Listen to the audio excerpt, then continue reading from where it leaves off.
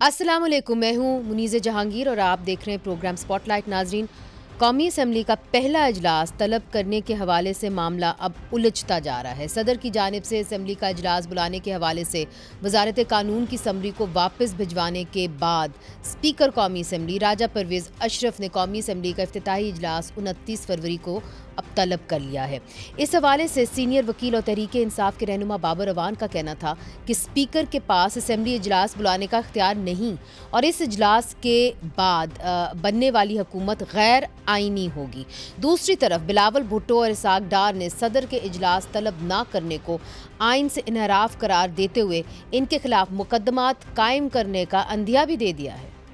काफ़ी ऐसे कुछ केसेस है मेरे ख्याल में जो अब लीगल मसाइल बनेंगे अलवी साहब के। वो अदम एतमाद के वक्त आइन तोड़ने वाला मुकदमा होगा, असम्बली को नहीं बुलाया तो वो भी एक और मुकदमा होगा। अगर सदर साहब एक दफा फिर आइन शिकनी करना चाहते हैं तो वो समन ना इशू करें और असम्बली को अप्रूव ना करें। वो नहीं चाहते कि इजलास हो, लेकिन आइन बड़ा क्लियर है, इजलास होना ही होना। 21 डे 29 फरवरी को इजलास होना ही होना है। जबकि आज बानी तहरीक इंसाफ इमरान खान ने जेल में सहाफ़ियों से गुफ्तगू करते हुए सदर अलवी के इजलास ना बुलाने के फैसले को सराहते हुए कहा कि तहरीक इंसाफ को मखसूस नशिस्तें मिलना आइनी हक है। सुन्नी इत्तेहाद काउंसिल को मखसूस नशिस्तें देने के हवाले से इलेक्शन कमीशन में आज नाजरीन दरख्वास्तों की समाअत हुई, जिसमें सुन्नी इत्तेहाद काउंसिल के वकील अली जफ़र ने कमीशन से मखसूस नशिस्तें देने का मुतालबा किया, जबकि नून लीग के वकील आज़म नज़ीर तारड़ और पाकिस्तान पीपल्स पार्टी के वकील फारूक नायक ने बाकी मखसूस नशिस्तें बाकी जमातों में तकसीम करने का मुतालबा किया है।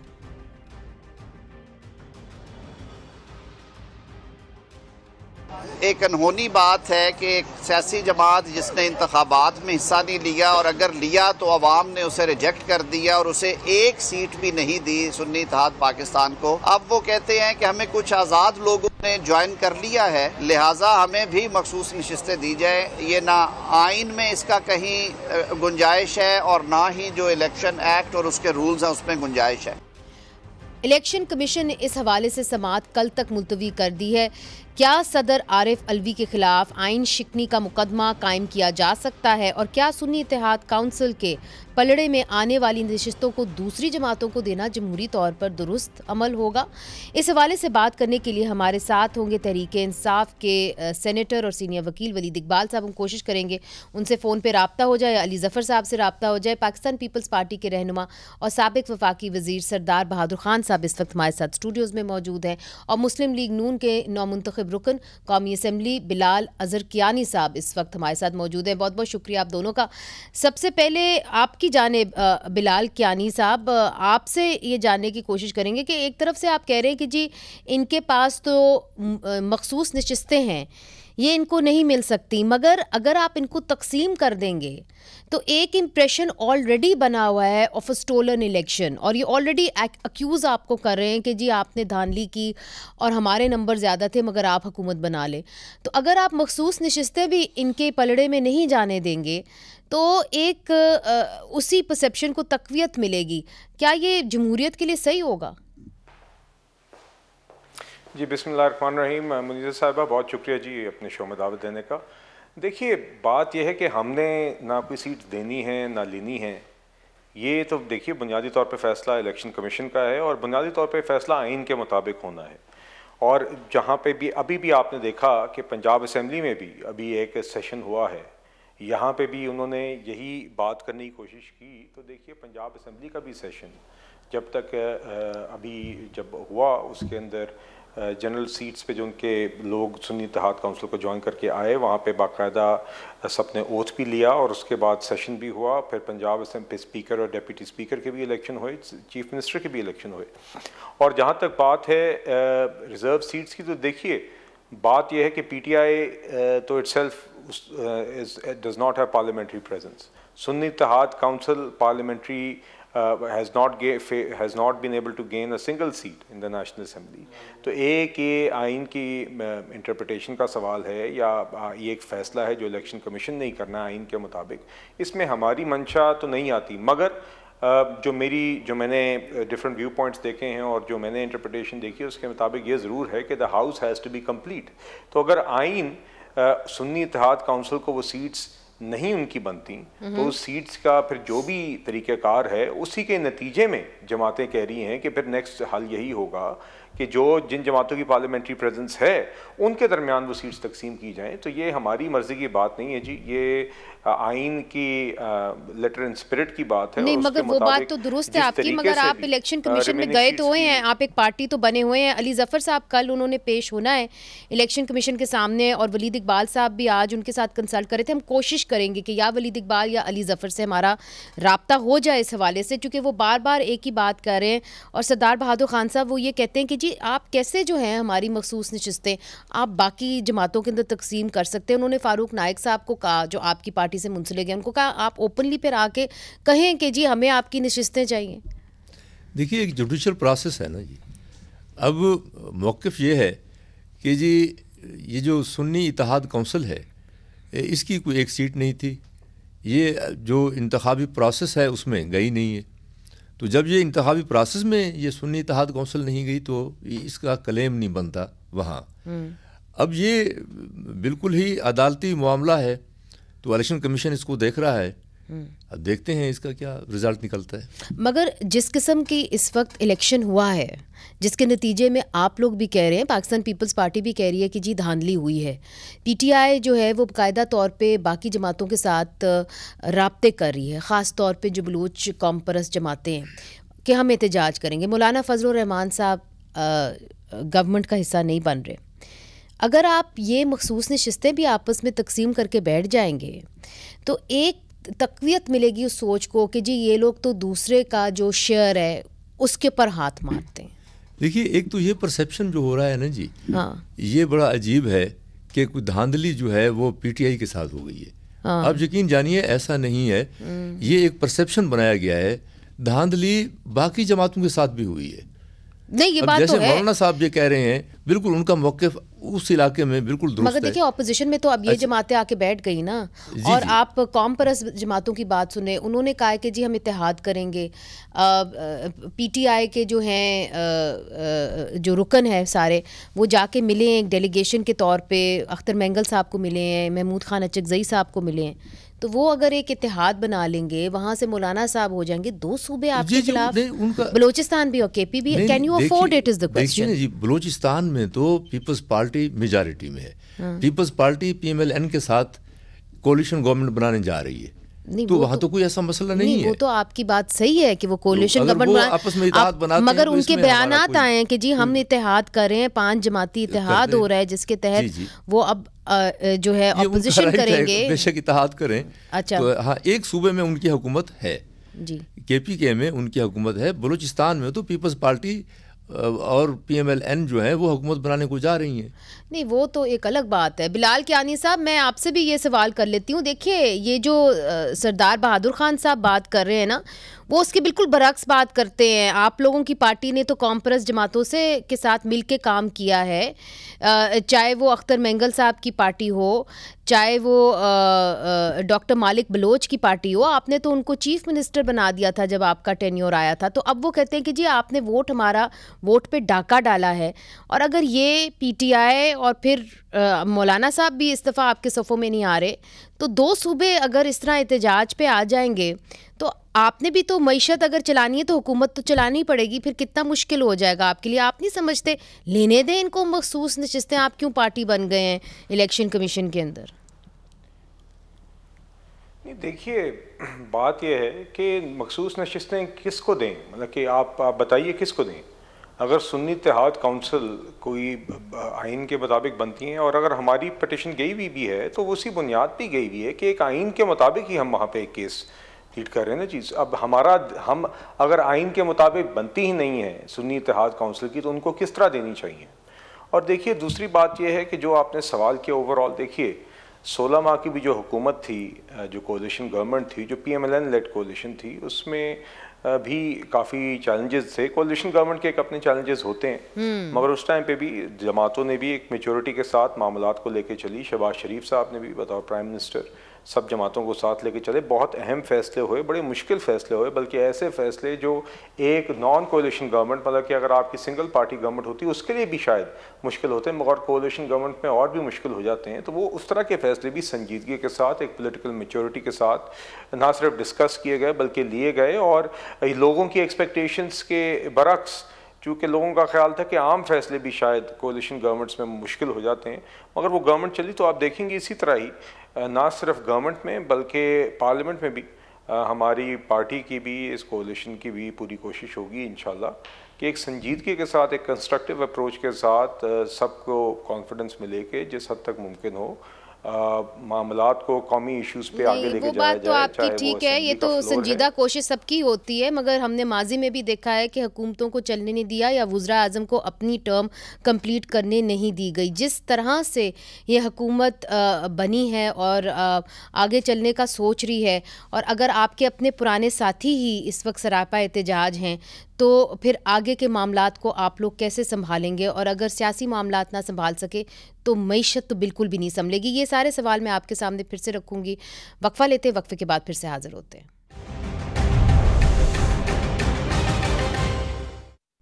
वेलकम बैक नाजरीन। कल पाकिस्तान पीपल्स पार्टी, पाकिस्तान तहरीक इंसाफ और पाकिस्तान मुस्लिम लीग नून तीनों जो हैं, और MQM भी, ये इलेक्शन कमीशन की तरफ जा रही हैं, और जो मखसूस नशिस्तों का मामला है वो इलेक्शन कमीशन ही रिजॉल्व करेगी। मगर इस वक्त जो पाकिस्तान मुस्लिम लीग नून की पोजीशन है, हमारे साथ अहमद अवैस साहब ने हमें ज्वाइन किया, पाकिस्तान तहरीक इंसाफ से मुंसलिक वकील हैं।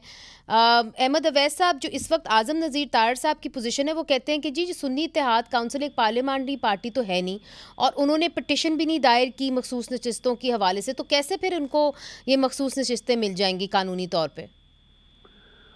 देखिए, ये तो अब सवाल ये है ना कि अब ज्वाइन कर लिए इन्होंने, तो ये मैटर जो हैं ये इतने हाइपर टेक्निकल होकर देखने वाले नहीं होते हैं। एक रिक्वायरमेंट है, अब ज्वाइन कर, वो जिस कंडीशन में वो पार्टी पहले पार्टी थी, अब दूसरी पार्टी के ज्वाइन करने से एमलगमेशन के बाद एक पार्टी की हैसियत और हो गई है, तो उसमें पार्लियामेंट की एक पूरी स्ट्रेंथ जो है वो पूरी हो जाती है अगर ये इनके सिस्टम वो भी आ जाए और उसके ऊपर फैसला, एक लिबरल फैसला। इसमें नुकसान क्या है देखना होता है कि नहीं, मगर वो ये कह रहे हैं आज़म नज़ीर तारड़ साहब के, क्योंकि सुन्नी इत्तेहाद काउंसिल जो है वो एक पार्लियामानी पार्टी नहीं है, और वहाँ पे जो लोग खड़े हुए थे वो इंडिपेंडेंट आज़ाद उम्मीदवार के तौर पे खड़े हुए थे, तो इसीलिए उनको वो मखसूस नशिस्तें नहीं मिलती, क्योंकि उन्होंने सबमिशन जो की थी, पिटिशन भी सबमिट नहीं की थी मखसूस नशिस्तों के हवाले से। तो अगर आपने पिटिशन ही सबमिट नहीं की तो फिर कैसे मिलेगी? सेक्शन 104 का हवाला दे रहे हैं ना, वो इलेक्शन लॉ का 104 सेक्शन जो है। लेकिन मैं इसीलिए आपसे अर्ज कर रहा हूँ कि अब सिचुएशन उस वक्त जब उनकी हैसियत और थी, अब पोजीशन और हो गई है, तो अगर वो अप्लाई कर रहे हैं तो ऐसी कोई इतने उसमें सिचुएशन जो है वो ऐसी बात तो नहीं है, उसका नेगेटिव इम्पैक्ट तो नहीं कि आप बिल्कुल ही नहीं मिल सकती है सीट। ये इसमें इसको देखा जा सकता है, इसको इन एस्पेक्ट्स को जब लिबरली, यही मैं अर्ज कर रहा हूँ कि उसमें अगर जरा गौर से इन एस्पेक्ट को देखा जाए तो मेन ऑब्जेक्ट ये है कि पार्लियामेंट की स्ट्रेंथ हो जाएगी। आप पहले उसको पुश टू वॉल किया, पहले उनको पार्टिसिपेट नहीं करने दिया, पहले उनको उनके सारे फंडामेंटल राइट्स। मगर आपका कानूनी नुक्ता क्या है कि पार्लियामेंट की स्ट्रेंथ जो है इन मखसूस नशिस्तों के बगैर नहीं बनती? होनी तो चाहिए यही। अच्छा ठीक है, हमारे साथ ही रहिएगा। सरदार बहादुर खान साहब, आप चूँकि एक पार्लियामेंटेरियन है, ओल्ड पार्लियामेंटेरियन है, आपकी क्या अंडरस्टैंडिंग है कि पार्लियामेंट की स्ट्रेंथ पूरी हो जाती है इन मखसूस नशिस्तों के बगैर?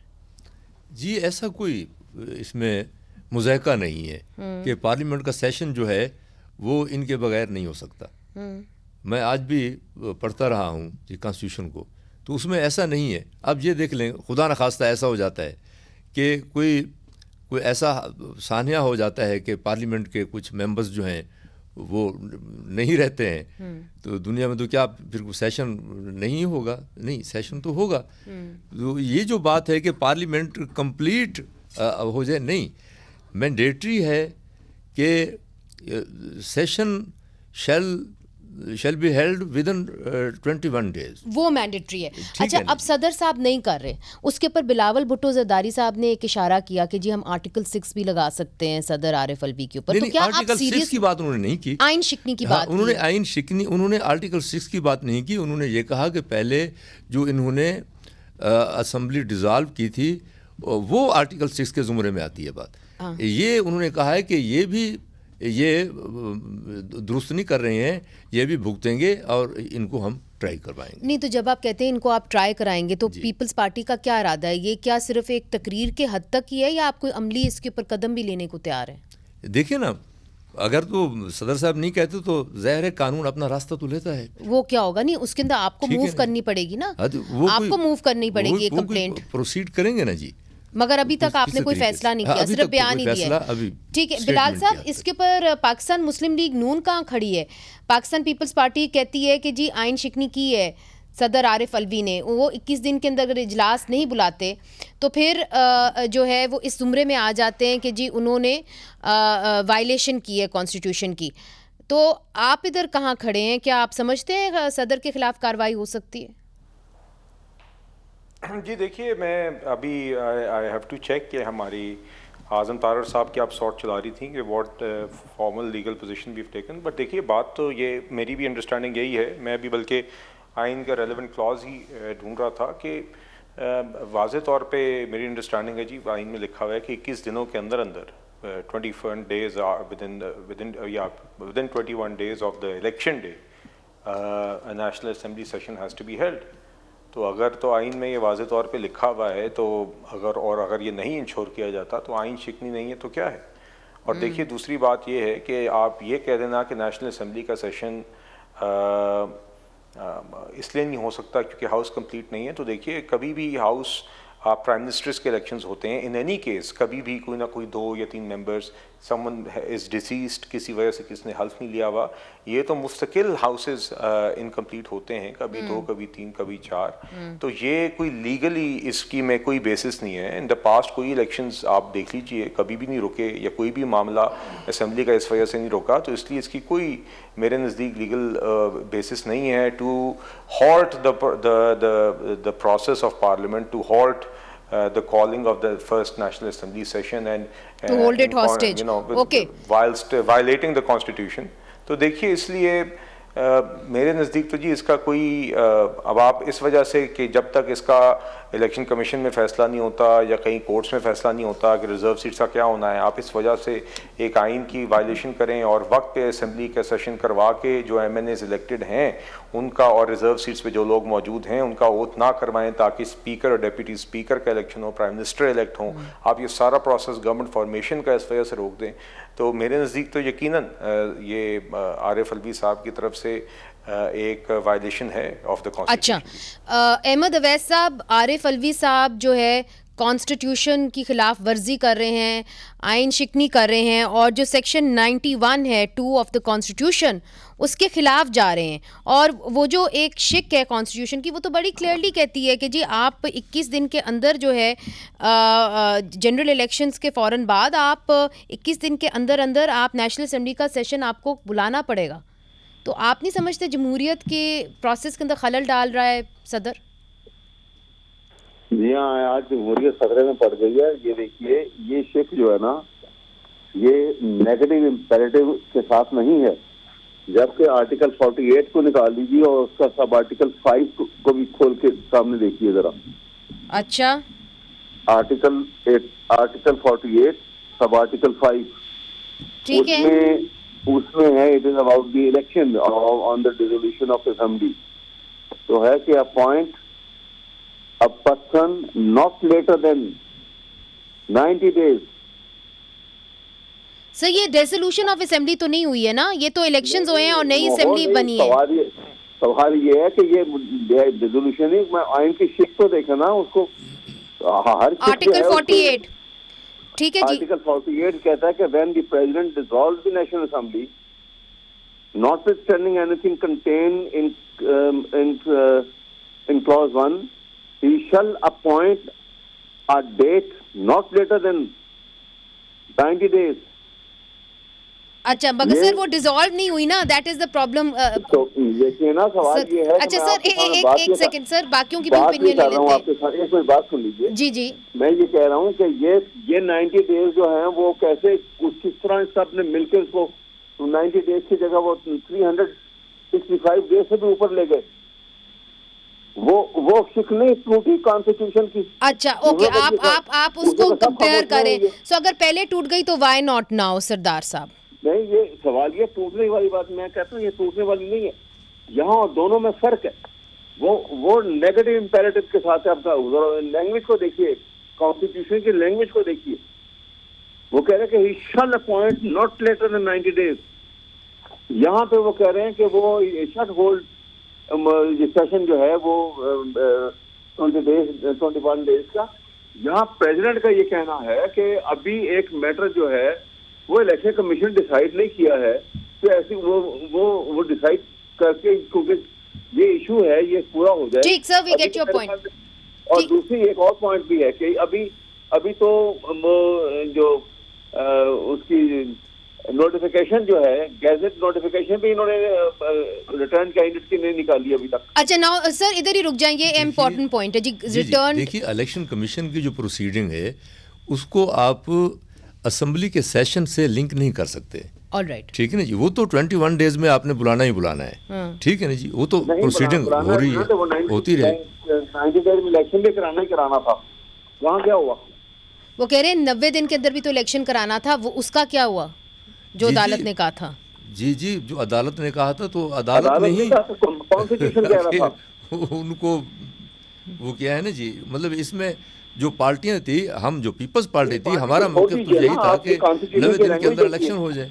हमने तो बारहा ये कहा। अच्छा मगर इसके अंदर बिलाल साहब की जानिब जाते हैं। बिलाल साहब, इधर अहमद अवैस साहब कहते हैं कि जी पहले भी तो अदालत ने कहा था कि 90 दिन के अंदर इलेक्शंस कराओ, आपने नहीं किया, तब आइन शिकनी नहीं हो रही थी। जी देखिए बात यह है कि वो एक, अगर तो नंबर 1 ये इस सवाल का जवाब ही नहीं है।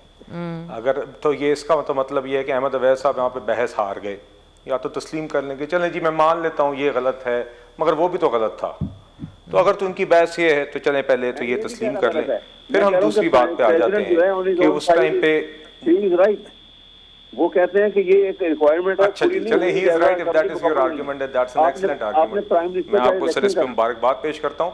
देखिए बात ये है कि उस टाइम पे 90 दिन में इलेक्शन क्यों नहीं हुए, वो आपके सामने है। वो पूरी एक दास्तान है, वो 4-3 और 3-2 के फैसले की दास्तान है, वो कोर्ट की जानिबदारी की दास्तान है, वो एक पूरा एक अलहदा बहस है। और वो भी अगेन वो फैसला भी किसी जमात ने नहीं किया, वो इलेक्शन कमीशन नहीं किया था, और उसके बाद फिर कोर्ट्स में मामला गया और ऊपर तक गया।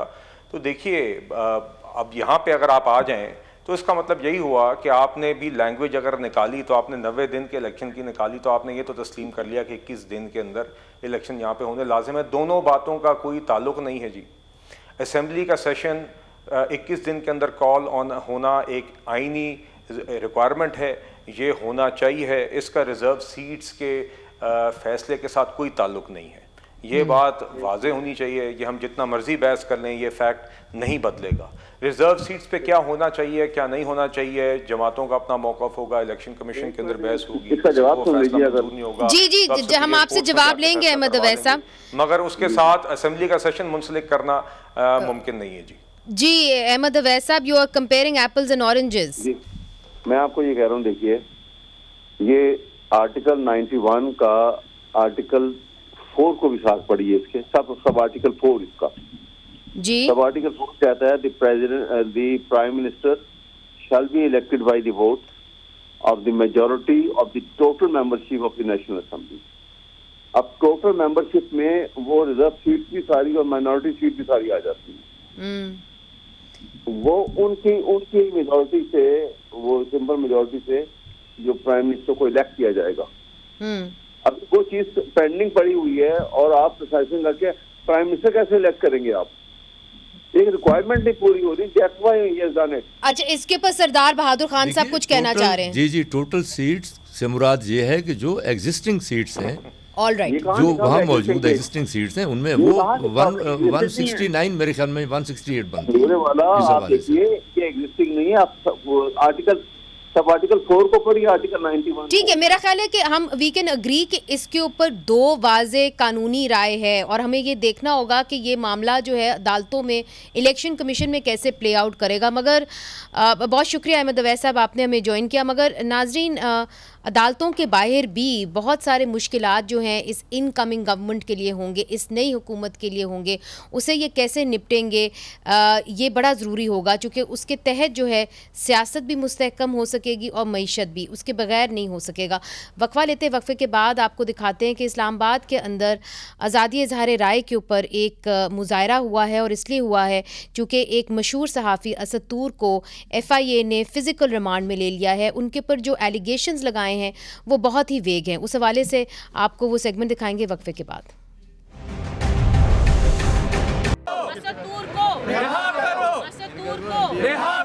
सहाफ़ी असद तूर को पीका कानून के तहत FIA की जानिब से गिरफ्तार करने के खिलाफ सहाफ़ियों और इंसानी हकूक़ के कारकुनों ने आज नेशनल प्रेस क्लब के बाहर एहतजाजी मुजाहरा किया। असद तूर को कल FIA ने उस वक्त हिरासत में ले लिया जब वो साइबर क्राइम विंग की जानिब से मिलने वाले नोटिस की तामील और तहकीकात में ताउन के लिए उनके दफ्तर गए थे। वो जो क्वेश्चनर दिया गया, उनसे जो बात की गई, वो उसमें इल्ज़ाम मलेशियस कैंपेन अगेंस्ट CJP था और जुडिशरी के बारे में, जजेस के बारे में था। लेकिन अब जो हम FIR देख रहे हैं उसमें उसका कोई जिक्र नहीं है। FIR में सिविल सर्वेंट्स और गवर्नमेंट डिग्नेटरीज और इस तरह का बहुत वेग सी है, जिसके ऊपर जूरिस्प्रूडेंस मौजूद है कि इस किस्म की FIR जो है वो ऑफेंस मेक आउट नहीं करती। मुजाहिरे से खिताब करते हुए सीनियर सहाफ़ी हामिद मीर का कहना था कि असद तूर को गिरफ्तार करके सब सहाफ़ियों को पैगाम दिया गया है कि किसी तनकीदी आवाज़ को बर्दाश्त नहीं किया जाएगा। तो ये जो निगरान हुकूमत है ये जाते जाते लैंड माइन्स बिछा रही है ताकि नई हुकूमत की मीडिया के साथ लड़ाई हो, मीडिया के बाद फिर अदलिया के साथ लड़ाई हो, और फिर वो जो है उनका अल्टीमेट निशाना जो है वो आईने पाकिस्तान होगा। एहतजाज के शुरका ने असद तूर की फौरी रिहाई और इंटरनेट बिलखसूस सोशल मीडिया प्लेटफॉर्म X पर बंदिश को आज़ादी इज़हार के मुनाफी करार देते हुए X को फौरी तौर पर मुकम्मल बहाल करने का मुतालबा भी किया। ट्विटर और X को बंद किया गया है, जो इज़हार राय की आज़ादी है उससे कतगने हैं। मेन स्ट्रीम मीडिया पे सेंसरशिप है, अभी सोशल मीडिया पे सेंसरशिप भी शुरू हो रही है। सहाफ़ियों ने मुल्क में जारी एलानिया और गैर एलानिया सेंसरशिप को ख़त्म करने और सहाफ़ियों को हरासा करने के इक़दामात को रोकने और आला अदलिया से इस हवाले से किरदार अदा करने का मुतालबा किया। Ahmed Saeed, spotlight. Welcome back नाजरीन। बिलाल इज़हार कियानी साहब, आपकी पार्टी और हमेशा बात करती है डिजिटल पाकिस्तान की, तो जहां आपने इंटरनेट के ऊपर बंदिश लगाई हुई है, X को बंद किया है और आप सहाफ़ियों को हिरासत में ले रहे हैं और ऐसी गवर्नमेंट के अंदर आप अंदर आ रहे हैं, तो लोग तो कहते हैं कि आपके लिए तो पहले से ही लैंड माइन्स बिछा दी गई हैं। कैसे आप इन चीज़ों को रिवाइव करेंगे और कैसे आप इन्वेस्टर कॉन्फिडेंस लाएंगे? मुनीज़ा साहिबा, सबसे पहले तो जी हम तो असेंबली का सेशन कॉल करवाने की कोशिश कर रहे हैं ताकि जो हमारे नंबर्स के मुताबिक हमारी गवर्नमेंट बननी है वो बनने तो दें। तो ना हमने किसी को हिरासत में लिया, ना हमने इंटरनेट बंद किया है, ना हमने कुछ भी किया है। We are not in government. So let's first be very clear about this। मेरे ख्याल से ये तासुर देना, मगर देखिए खामोशी तो है ना बिलाल साहब, एक खामोशी है कि जब इंटरनेट के ऊपर बंदिश लगती है या X के ऊपर बंदिश लगती है, उसके ऊपर आप लोग हर चीज़ के बारे में बात करते हैं और आप ये भी कहते हैं डिजिटल पाकिस्तान, मगर आप साथ साथ ये इसको एक्नॉलेज नहीं करते कि यहाँ पे बंदिशें लगी हुई हैं सोशल मीडिया प्लेटफॉर्म्स की, तो यूथ बल जाए तो बेचारी कहाँ जाए? जी देखिए, मुझे एग्जैक्टली नहीं पता जी। यूर राइट, मैंने भी नोटिस किया डिस्ट्रप्शन ट्विटर पे जी। अभी देख रहे थे। आई वुड आल्सो ऑलवेज भी, मतलब कि मैं बिलीव करता हूँ जी इसमें कि हमें इंटरनेट डिस्ट्रप्शंस को मिनिमाइज़ करना चाहिए। यकीनन इसका जो हमारा एक डिजिटल पाकिस्तान बनाने का जो एक मकसद है, मिशन है, उस पर एक नेगेटिव इम्पैक्ट आता है। तो मुझे एग्जैक्टली इसकी तफसीलात नहीं पता, मगर एज ए जनरल थिंग जी आई वुड ऑलवेज से कि हमें इंटरनेट की जो बंदिश है उसको डिस्करेज करना चाहिए। इससे यकीनन जिस तरीके से हम IT को बैकबोन बनाना चाह रहे हैं, इकॉनमी की एक्सपोर्ट्स का एक बेस बनाना चाह रहे हैं, वो मुतासर होगा। बिल्कुल मुतासर भी होगा और इंसानी हकूक़ की बात भी है। सरदार बहादुर खान साहब, अब इंटरनेट को बुनियादी इंसानी हकूक़ के हवाले से उसको रिकग्नाइज़ किया जा रहा है। यहाँ पे जो असद तूर को इन्होंने अरेस्ट किया है, तफ्तीश किसी और इशू पे कर रहे थे और जो उसके ऊपर FIR दर्ज की है बिल्कुल वेग सी है, और ये भी नहीं बताया कि वो कौन सी ऐसी ट्वीट थी या कौन सा ऐसा प्रोग्राम था जिससे हुकूमत के अंदर जो है इंतशार फैल गया। देखिए, ये बहुत तकलीफदेह है कि सहाफ़त का गला दबाया जा रहा है। अच्छा, ये आज से नहीं है, ये काफ़ी पिछले अरसे से एक रूल सेट किए गए हैं कि जब मैं ये समझता हूँ कि 2018 से एक ऐसी रिवायत बन गई है कि एक टर्म बोली जाती थी कि जी नादरन एरियाज़ की सैर कराई गई है कुछ सहाफ़ियों को, तो ये तकलीफ दह बात है, ये काबिल मुज़म्मत है, ऐसा बिल्कुल ही नहीं होना चाहिए। अब नॉर्दर्न एरियाज शहरों में आ गए, अब तो ज़ाहिर बात है कि ये रिवायत जब बन जाती है तो पिछले जब अरसे से रिवायत बनी उसको उसी वक्त इसको कंट्रोल करना चाहिए था, इसको तोड़ना चाहिए था ताकि ये एक कोई रिवायत ना बन सके। तो आप पीपल्स पार्टी की तरफ से क्या मुतालबा करेंगे, खास तौर पे जो हिरासत में लिया गया है सहाफ़ियों? जी हम तो फौरी उसकी रिहाई का मुतालबा करते हैं। अच्छा ठीक, फौरी तौर पर। जी हाँ वलीद साहब, मुझे यकीन है कि आप भी रिहाई का ही मुतालबा करेंगे, मगर बिलाल कियानी साहब कह रहे हैं कि जी हम तो चाहते हैं कि बंदिशें ख़त्म हो, मगर आपके सदर जो हैं वो सेशन नहीं बुला रहे। मेरे ख्याल में एक ही शख्स है जो आइन का नफाज किसी तरीके से करने की कोशिश कर रहे हैं और वो सदर पाकिस्तान है कि भाई असेंबलियाँ पूरी कर दो, मैं बुला लेता हूँ उसको। नहीं, वो कहते हैं कि जी असेंबली पूरी आप इसलिए नहीं कर सकते कि मखसूस नशिस्तें आपको नहीं मिल सकती, आपका वो जो सुन्नी इत्तेहाद काउंसिल है इंडिपेंडेंट कैंडिडेट्स के, वो तो पार्लिमानी पार्टी थी नहीं। आपको भी ये इस बात का अंदाज़ा हो गया होगा जिस तरह पाकिस्तान के अंदर और पाकिस्तान के बाहर दुनिया भर में ये सारे फॉरेन गवर्नमेंट्स ने और इंटरनेशनल ऑब्जर्वर्स ने भी ये बात जो है इसका जिक्र किया कि जिसको मैं अपने अल्फाज में इस तरह ही कहूँगा कि पीटीआई और उसके उम्मीदवार जो हैं वो सिर्फ पॉलिटिकल पार्टीज के खिलाफ इलेक्शन नहीं लड़ रहे थे, वो इलेक्शन कमीशन के खिलाफ भी, वो भी फरीक बना हुआ था। मगर आपकी तो कल प्ली क्या होगी? वो तो मेरी अर्ज यही है ना कि आखिरी मिनट पे जाके उन्होंने सिंबल का फैसला किया, हालांकि 8-10 महीने पहले ज़बानी कह चुके हुए थे हमें कि जी आपको हम दे रहे हैं सिंबल, आखिरी मिनट पे वो किया। तो कल लेंगे, जी बिल्कुल हम लेंगे, लेकिन मैं उससे पहले ये अर्ज कर दूं कि आइन का आर्टिकल 19 जो आज़ादी इजहार राय के बारे में है, आपने 2 आर्टिकल्स का हवाला अभी मैं देना चाहूँगा जो आपने बात की उनके उससे मुंसलिक। आर्टिकल 19 आज़ादी इजहार राय है और आर्टिकल 19A रसाई के बारे में है। तो ये जो प्लेटफॉर्म्स जिस तरह बंद किए जा रहे हैं, और मैं तो कह रहा हूँ ना आइन और कानून के बजाय इस वक्त यही है कि माइट इज़ राइट का प्रिंसिपल यही अप्लाई कर रहा है असतूर जैसे लोगों पर, इमरान रियाज खान जैसे लोगों पर, अरशद शरीफ जैसे लोगों पर। बहरहाल जी हमारे नज़दीक फ़ौक़ियत आइन रखता है जो पॉलिटिकल पार्टीज़ ने आके अपने एक स्टेक्स सडनली स्टेज करके ये सारा हुआ है कि एकदम से पॉलिटिकल पार्टीज़